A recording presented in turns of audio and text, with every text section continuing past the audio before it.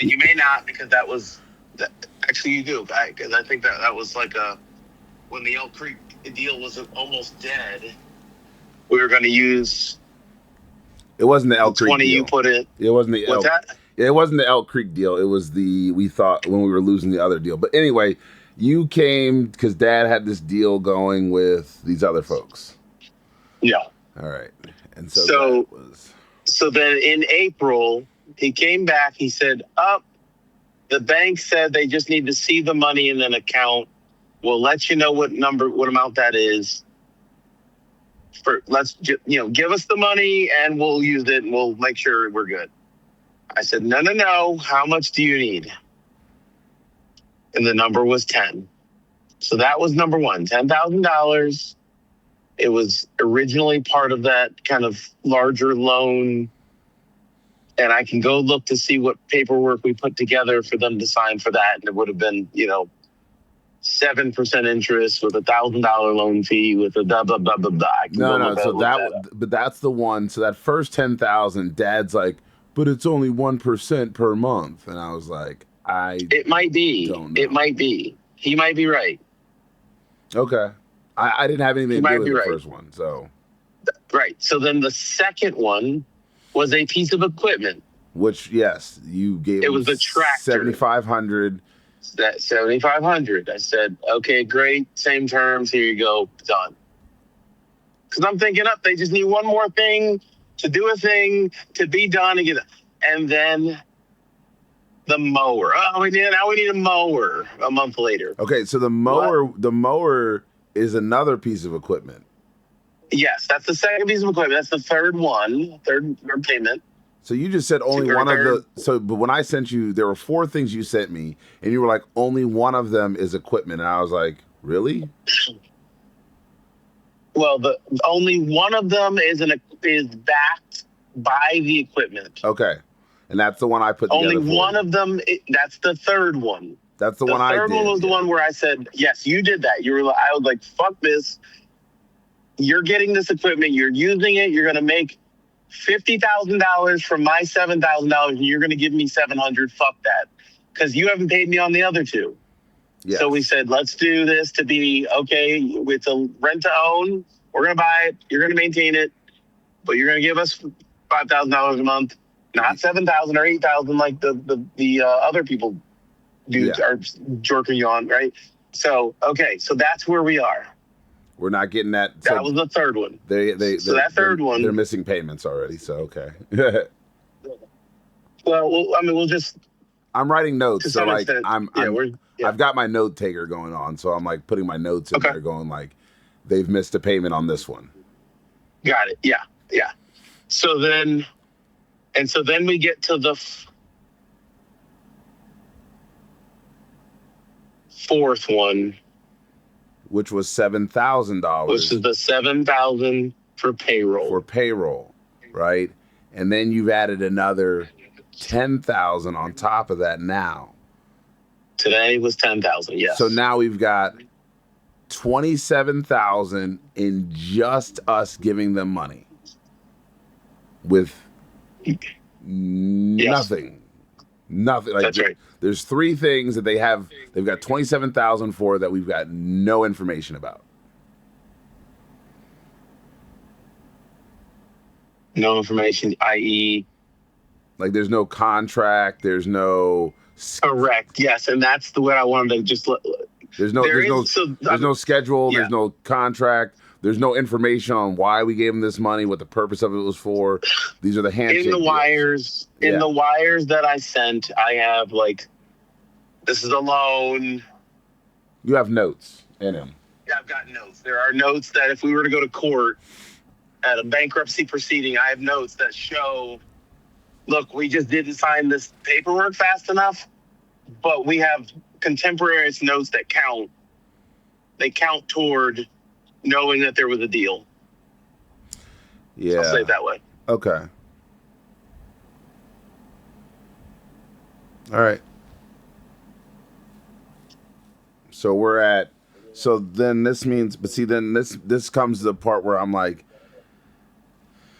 because right now, all right, I'm just going to do that. and be done with it. And I'm going to write it into just one contract. I think it'd be good to be like, we're going to consolidate your loans. Yeah. So you have payments that have been due for the other ones. We're just going to roll that in. You're going to sign this one loan agreement for the 27,000. It's 34 because the first piece of equipment, 34.5. The first piece of equipment was just a loan. It was not. We weren't backing it by the equipment. It was a loan, but we bought a piece of equipment. So we've got $34,500 out to them, plus another $7. So we're what? That's what 41. I had it at 41,725 or something like that. Well, the thing about it is the agreement for the 70, the third payment. It's the third thing, the second thing that we bought. Yeah. The mower. There's a contract for that already. Yes, there is. So don't worry about the 41. I mean, unless you're just trying to get a full number. Because remember, I'm thinking of contracts, collections, leases, and loans. Yeah. So what I'm doing is I'm thinking of the four things that are in my wheelhouse, and that's saying, okay, so this one entity is in it for us at 41,000 plus 41,733. Plus, we have not added into there was only one agreement that had loan fee, which was that was the one that I wrote. So they've got one with a loan fee on top of it. So that's that one. So when you look at that one, that loan ended up being 8,000. Right? And that's with the loan fee. And that's also with them required to pay us back at the $5,500 per month in 2 consecutive months in order for the deal to be concluded. But if they miss a payment, then it basically goes all right, you're just writing it. Yeah. They just needed 2 consecutive payments, yes. They just needed 2, which they're already going to miss one. So, I'm just doing this for my note's sake. Okay. Yeah. Because now when I write all these up, it's going to be at this time, here are the things that we've moved to consolidate your loan in the interests of brevity, because obviously there were contracts that had not been formally signed by this group. And so we're just consolidating them into one. That being said, Dad's under the impression of this 1%. Is that what we're charging in these documents? Because again, it's a lot of money out for very little return and a lot of headache. You know what I mean? I think at this point, let me look at the original thing. To make this simple, we probably should. It's 1% compounded monthly. That's it. Done. Okay. That's it. That's a simple loan. It's a simple loan. I don't know how legal it is, but it's simple. but it gets real expensive. 1% every month. It's really expensive. Yeah, I guess. Yeah.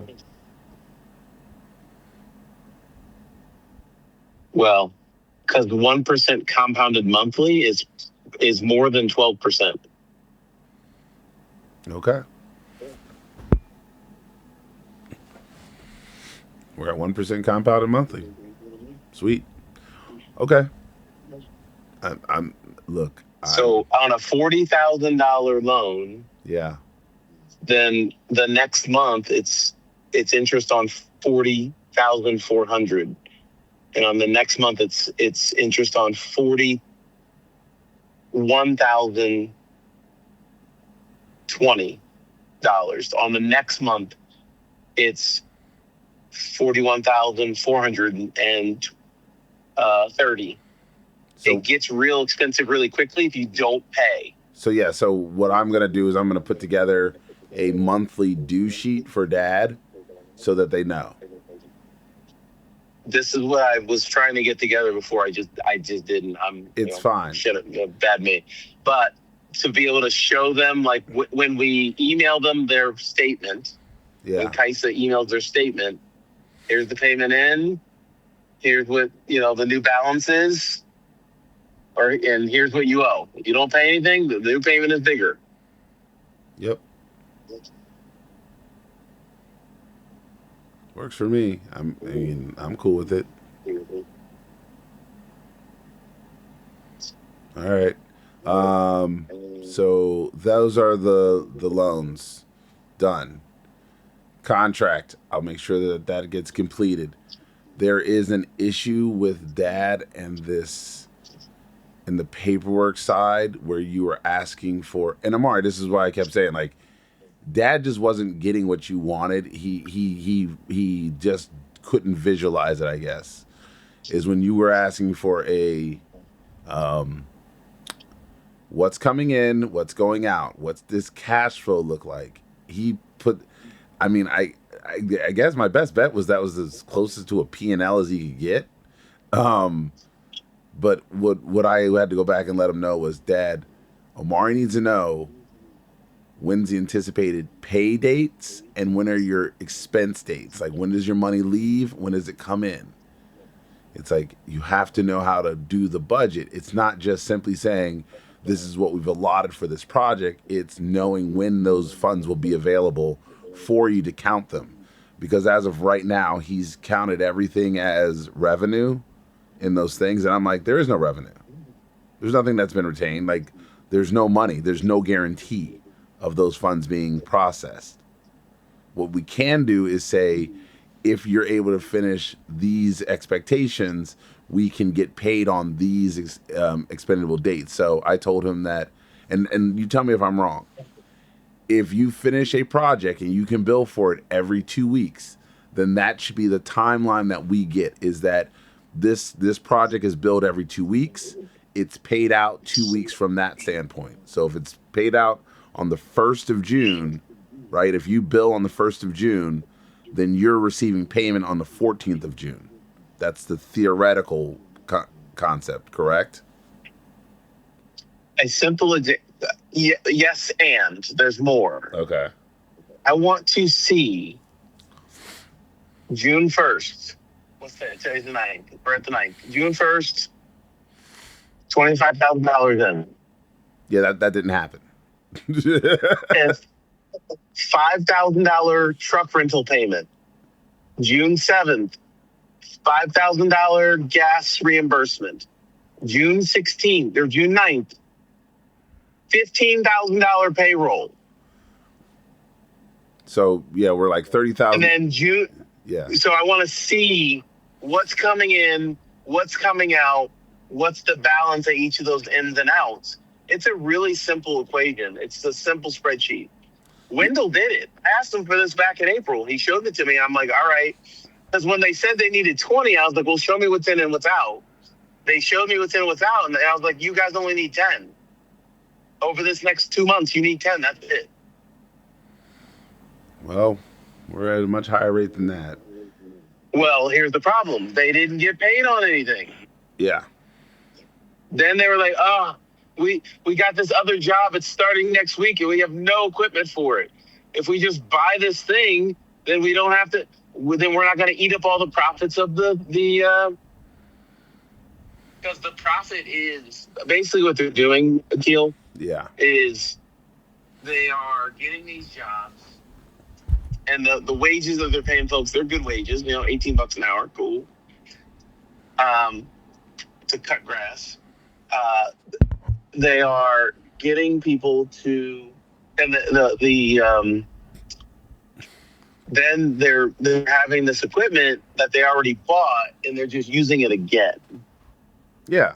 The problem with it is, if they keep reusing the equipment and they don't maintain, or if they have too many jobs, then they have to rent, and the rent is eating up all the profits. Basically, he's probably been making a lot of money off of the equipment he owns, pissing it away, and then having no money to do other projects because he's pissing away the money. because he thinks he's making a ton of money. But really, he's using the crap out of this equipment. And then when it finally breaks, it's not good anymore. He's got to go rent.